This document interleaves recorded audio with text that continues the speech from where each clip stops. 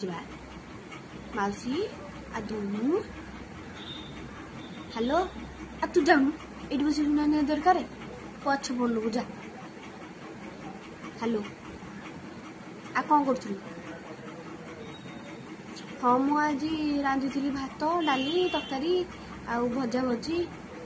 ହଁ ହଁ ଖାଇସାରିଲୁଣି ବା। ତୁ କ'ଣ ରାନ୍ଧିଥିଲୁ?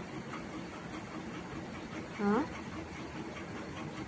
ଭାଇ ନାହାନ୍ତି ଯାଇଛନ୍ତି ବଜାର ଆଡ଼େ। ତୋ ଛୁଆ କଥା କ'ଣ କହୁଛୁ? ଏଗୁଡ଼ା କ'ଣ ଭଲ ଛୁଆ? ଏଗୁଡ଼ା କେହି ଭଲ ଛୁଆ ନୁହଁ।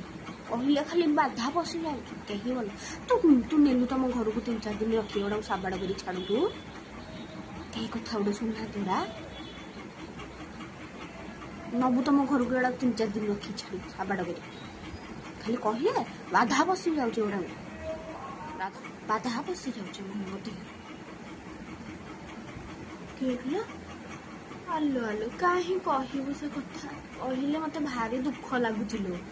ଏ ଭାଉଜ ଆସିଲା ଦିନଠୁ ଏ ବାପା ବୋଉକୁ ଆମକୁ ଆଉ ପଚାରୁଛନ୍ତି? ନାଇଁ ଭାଇ ଖଣ୍ଡିକାକୁ ପଚାରୁଛି? ଗୋଟେ ବୋଲି ଭାଇ ଯେ 2 ଭଉଣୀ ଆମେ ପଚାରୁଛି ନା ଆସିଲାଣି? ରଜ ଗଲା ଯେ କୋଉଠି ଆଇଲା କହିଲୁ? ଭାରି ଦୁଃଖ ଲାଗୁଛି ଲୋ। ତୁ ଛାଡେ ସେ କଥା। କିଏ କହିଲୁ? ଆମ ମିକୁନି ଝିଅ। ହଁ ତା ରେଜଲ୍ଟ ବାହାରିଲାଣି। ଭଲ ମାର୍କ ରଖିଛି ବା। ହଁ ଭଲ ମାର୍କ। ମୁଁ କେତେବେଳେ କହିଲି କିଲୋ? ମୁଁ କହୁଥିଲି ସେ ବୁଲୁଛି ବୋଲି। ବୁଲୁଥିଲା ଯେ ଭଲ ମାର୍କ ରଖିଛି। ଭଲ ନମ୍ବର ରଖିକି ପାସ୍ କରିଛି। ହଁ ମୁଁ କେତେବେଳେ କିଲୋ କହୁଥିଲି? ନାଇଁ ଏ ଝିଅ ତା ମା ଏଠି ଅଛି ଲୋ। ତା ମା ଏଠି ଅଛି। ଶୁଣିବ ଯଦି ମୋ ସାଙ୍ଗେ କଳି କରିବ। ମୁଁ ତ ଏଇ ବିଷୟରେ ପରେ କଥା ହେବା ହେଲା।